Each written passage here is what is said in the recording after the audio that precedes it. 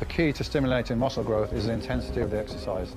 Experiencing pain in your muscles and then go on, and this last repetitions, that's what makes the muscle grow.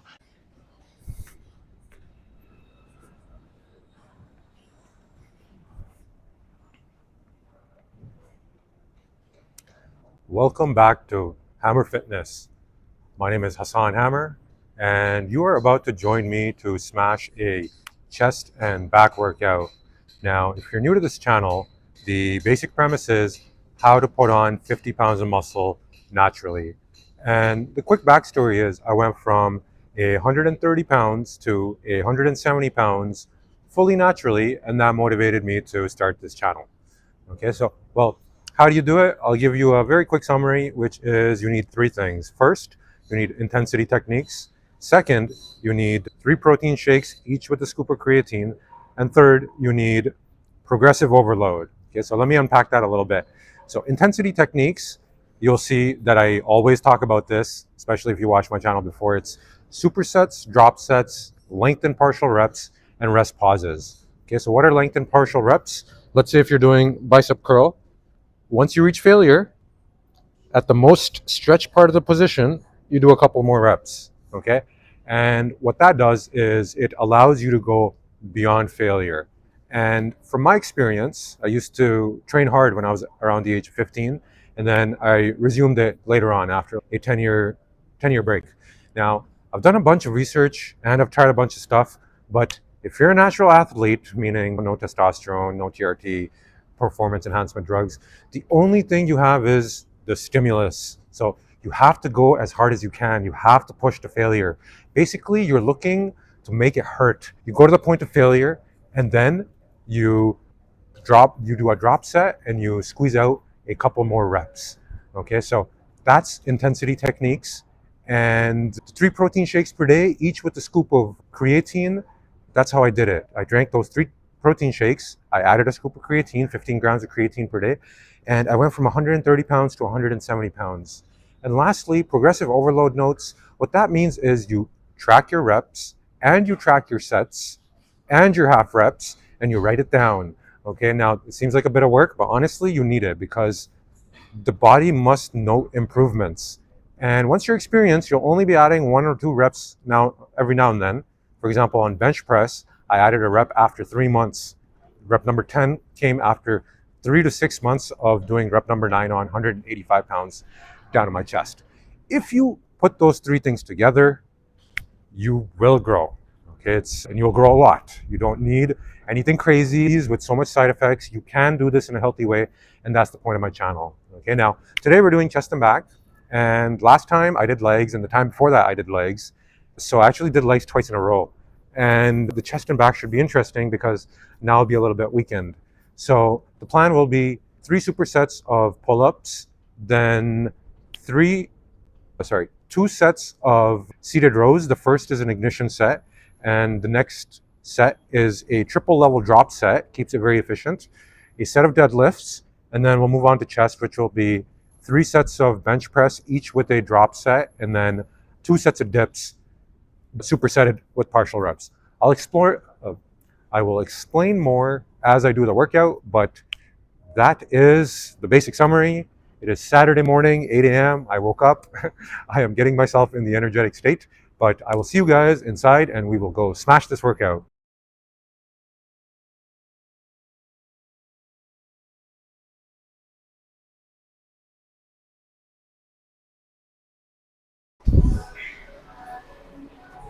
All right, I have made it to the gym. Excellent.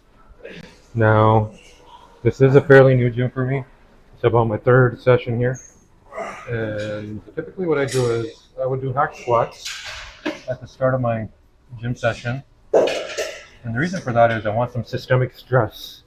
Systemic stress in large muscles, what it does is it increases the general testosterone response in the body. Now, usually I'd use hack squats, but I'll have to make do with leg press. So we start with a bit of leg press, then we'll take it from there. Now, because I did the legs twice in a row, my lower back is actually fatigued. I did squats two sessions in a row, and now my lower back is paying the price. Their range of motion is not great.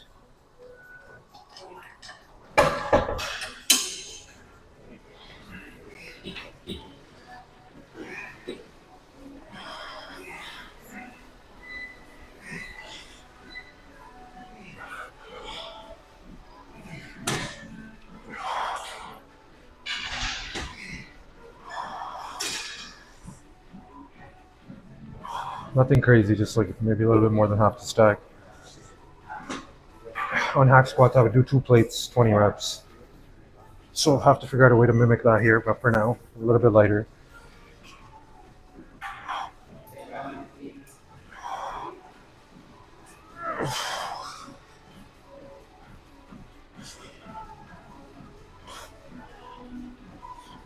All right, that's 10. Take a rest pause.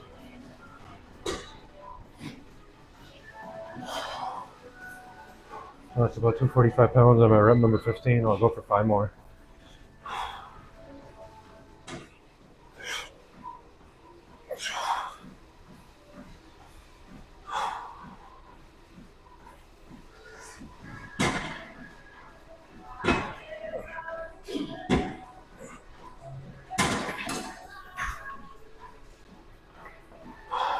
I would prefer better range of motion and lighter weight, but this is the max range of motion I get here. I'd have to, I say it felt pretty good. Definitely feel the burn. All right, so accessory lifts. You got to do the accessory lifts. I guess you could ignore them, but the accessory lifts are abs, traps, and calves. Abs I just do with cardio on the non-gym days, and then traps I do with chest and back, and calves I do with arms. So that is the plan. 1 accessory lift, and then we will start the back and chest workout.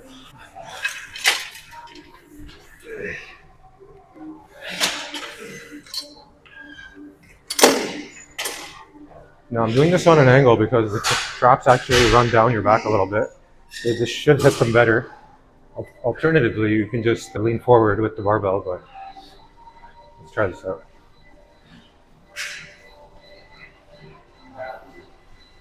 So I want to make sure that I get the full stretch at the bottom. Right, lengthened partial reps require the stretchiest part, although I'm not doing those right now, but that portion of the rep range is extremely important. So I'm always cognizant. Am I going and stretching the muscle at the maximum while I'm doing my rep? Try changing my foot position. That's better. Basically, the goal is to fry them in one go. Since they're an accessory lift, if I can't, I'll sometimes use 2.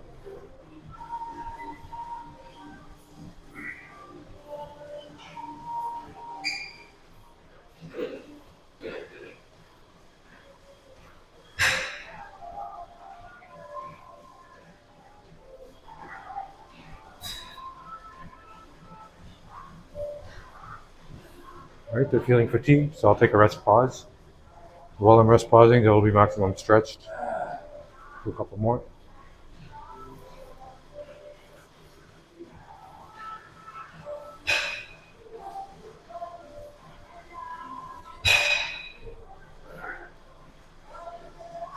Rest pause.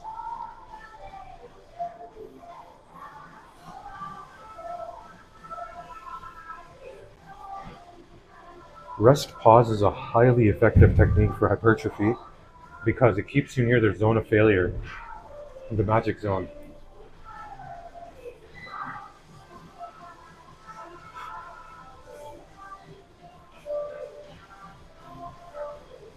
When I say hypertrophy, I'm referring to the mechanism of muscle growth that induces protein synthesis specifically, more so than something like neurological adaptation for strength.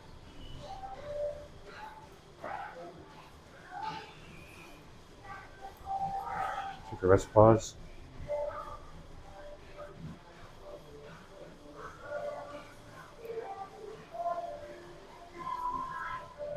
Weight's a bit on the light side, even though it's the whole stack, but I think that should be good for tracks for now. All right, time for pull-ups. Okay, so the last time I did these were at the turn of the year, just because of traveling and the two squat sessions and all of that. So typically I get about 17, but this is a different bar. So let's see how it goes. I'm gonna go for proper range of motion more so than rep count. And this thing is a little flimsy, but let's see.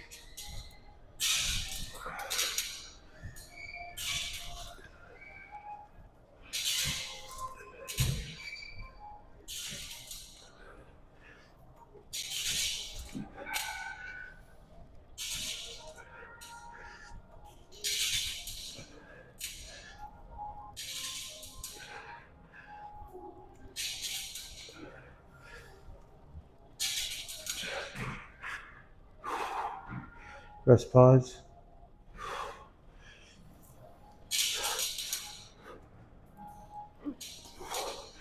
12.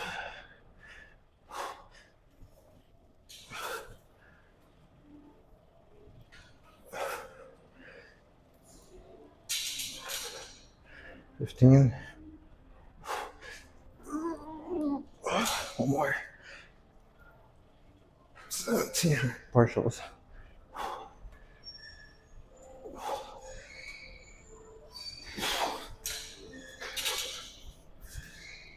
All right, not bad. Set number 2. So last set I did 17. My all-time best is actually 19, but I'm not gonna push for that just yet. I want to keep my form really good. So set number 2 is gonna be 11 full reps and then 5 partials.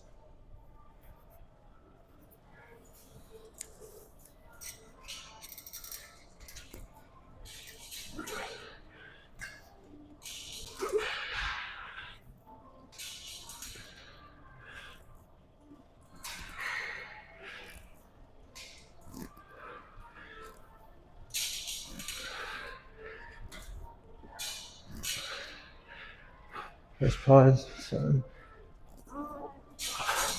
8.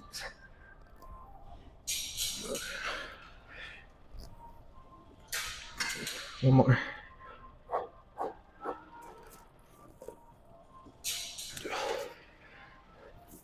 Partials.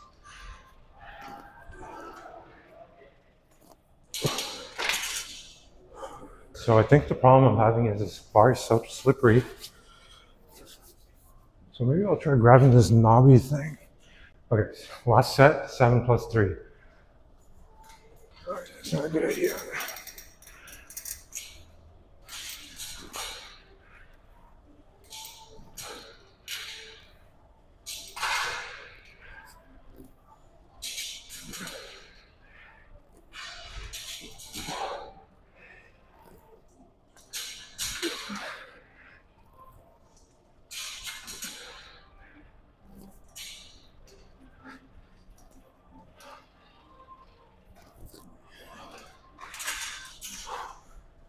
All right, sweet. So up next is seated rows. And the way I typically do these is first set is pre-exhaustion and second set is a triple level drop set. I don't know the weight stack here, but that's what I'm gonna try. It's about 80 pounds. 20 reps for pre-exhaustion.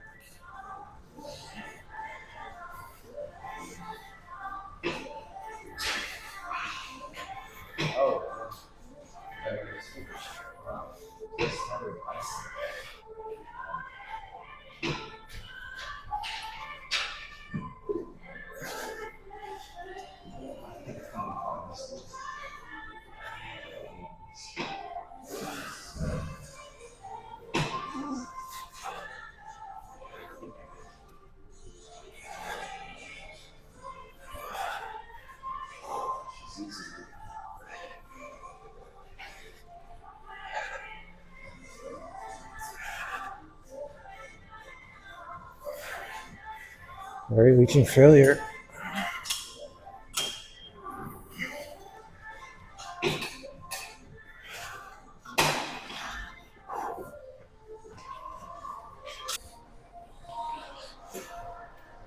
All right, So this will be one working set, triple level drop set, 105, 90, and 75. I don't know the weight stack here, so I'll be resetting my progressive overload notes for this gym. Each level of the drop set is going to have partial reps.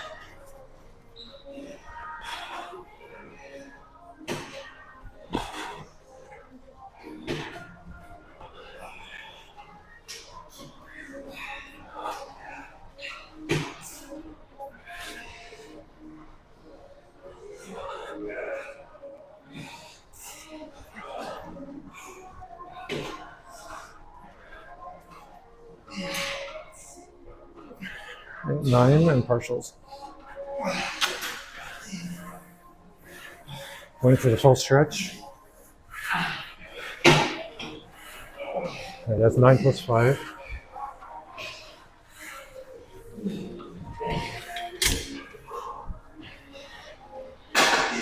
Drop set.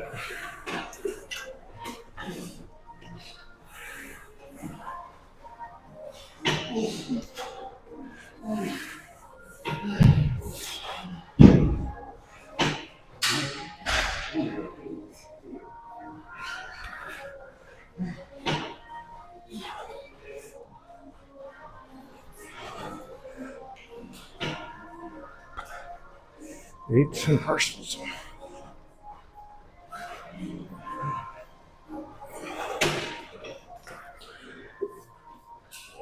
All right, that's 8 plus 4.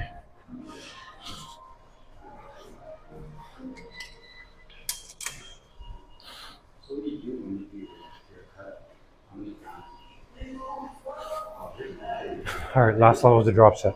Typically, I do one set of deadlift after this, but for this exercise session, I will forego it just because my lower back is fully fatigued from the twice in a row squat sessions.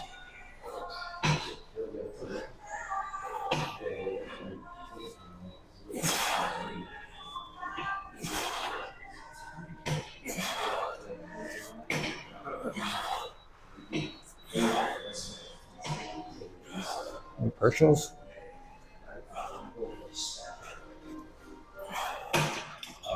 All right, 12 plus 4. All right, so I'm gonna go for 10 plus 7, but this is a new setup for me, so maybe I won't push all the way.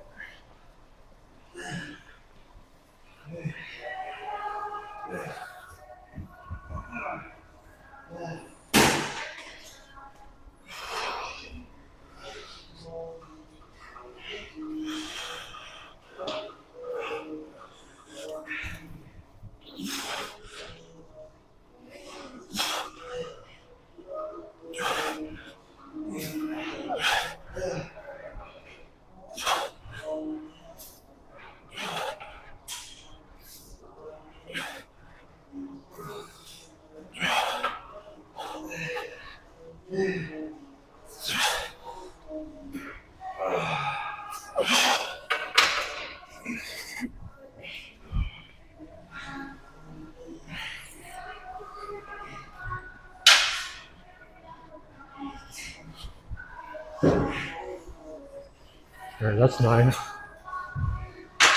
I'll work my way back up to 10.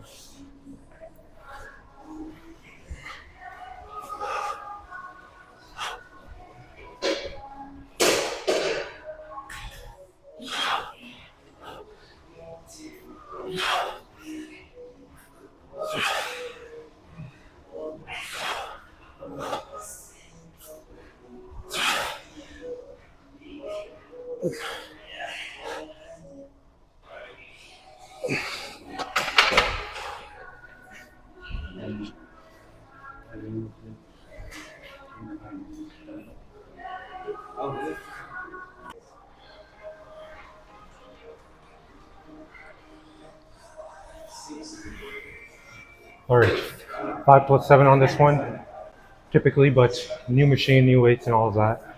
So I'll play by ear.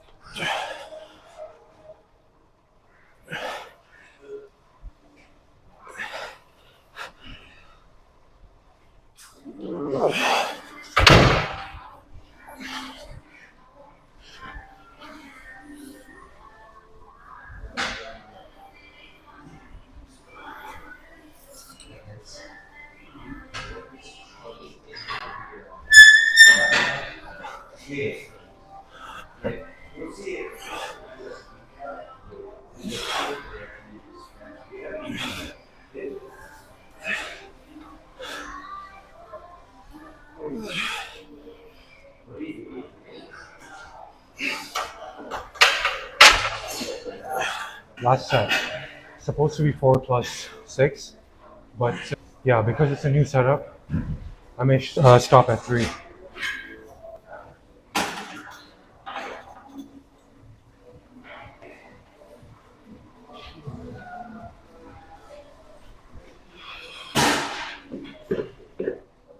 Pinching my shoulder blades together.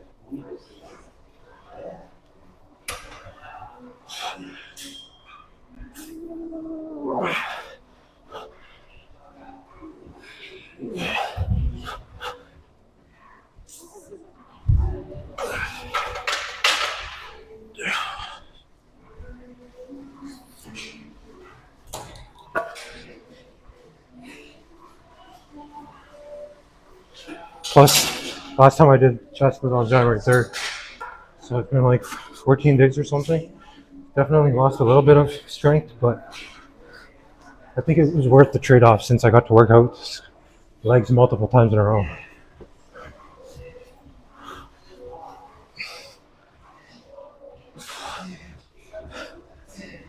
And I had zero breakfast, just to cut a little more, but makes lifting a little harder.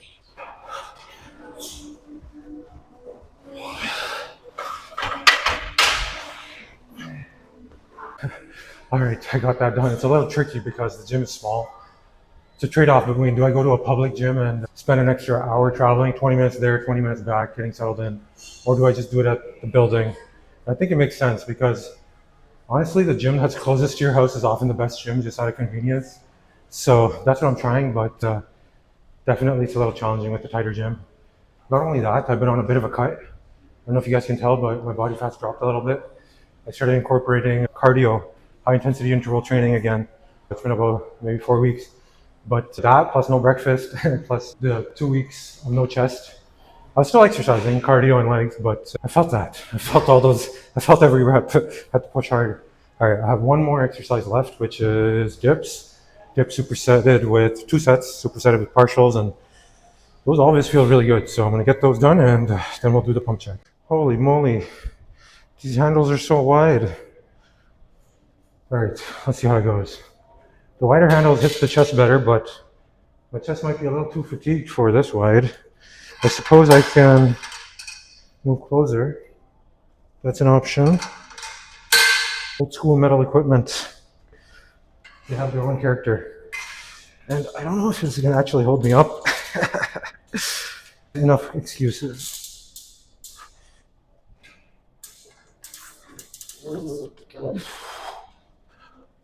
Wow.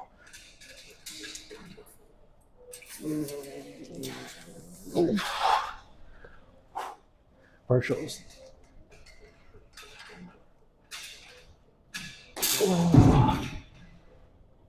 Okay, the wider makes it a lot harder. So I'll take 2 plus 2. One more set. All right, last set. I have to say this workout is feeling really good. Even though the equipment is slightly limited, I do have everything needed. All right, last set. Took a 1 minute break.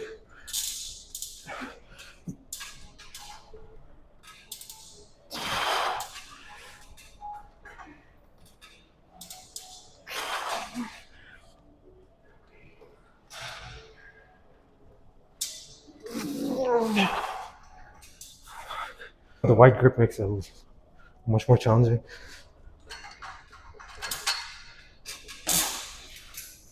And the damn rocking. Okay, I'll take it. Time for a pump check. All right, solid workout. I'm very much carb depleted though. I definitely feel it. I woke up and I went straight to the gym. I had 2 coffees, 0 carbs, 0 food. And after that workout, I definitely feel it.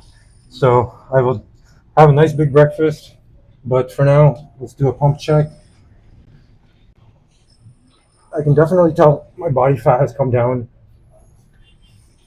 from the bit of cardio that I've been adding on the off days. Very noticeable, even in just a couple of weeks. All right, back double by.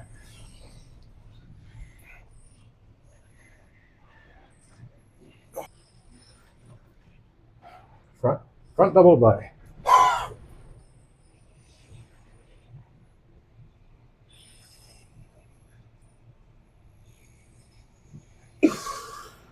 front ab and thigh.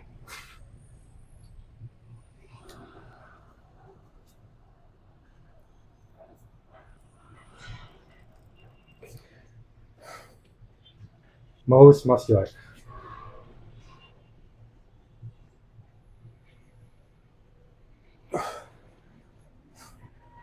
Right, most muscular, but slightly different style. I believe they call this the crab style or something like that. All right, that's all for today.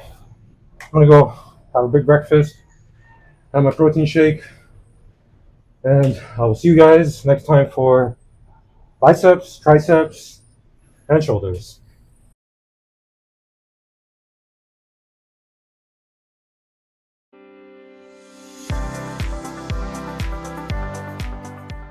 Do you want cool remote jobs like these? These contracts let me work from an oceanside penthouse.